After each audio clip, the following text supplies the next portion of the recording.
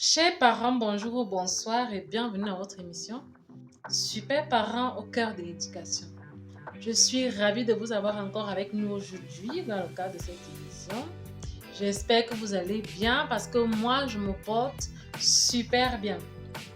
Aujourd'hui, nous allons voir que dire et que ne pas dire à l'enfant. Nous allons commencer par une pensée de Piaget. Selon Piaget, jusqu'à l'âge de 6 ans, l'enfant construit l'image qu'il a de lui-même au contact de ses parents.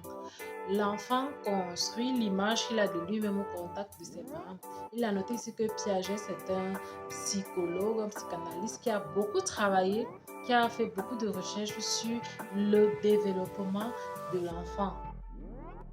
Alors, il faudrait donc que nous sachions que les paroles que nous pouvons avancer à nos enfants peuvent nuire à leur épanouissement et à leur développement psychologique, mais également entraver l'estime de soi de l'enfant.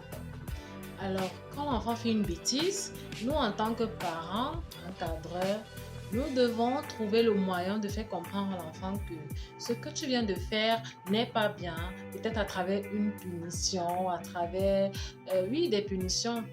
Et puis, lui faire comprendre également que le fait qu'on lui reproche cela ne veut pas dire qu'on ne l'aime pas.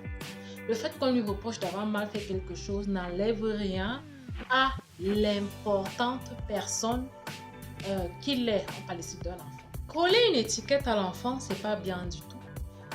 Nous avons parfois, quand nous sommes emportés par la colère, quand l'enfant fait quelque chose qui nous met hors de nous, on va lui coller une étiquette. Mais pourquoi tu es bête comme ça? Mais pourquoi tu ne réfléchis pas?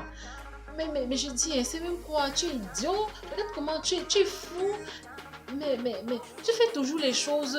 Tu es trop turbulent, tu es trop lent, tu es trop désobéissant. Mais pourquoi tu ne réfléchis pas?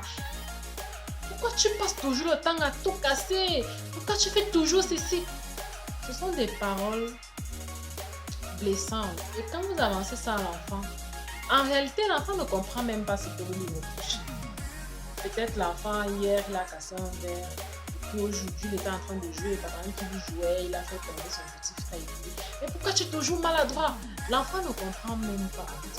Ce que l'enfant comprend, c'est qu'il est pas un bon enfant, il est un mauvais enfant, il fait toujours tout le travers, il n'est pas à sa place ici. L'enfant ne comprend pas qu'on aimerait qu'il fasse peut-être les choses de telle manière ou de telle manière.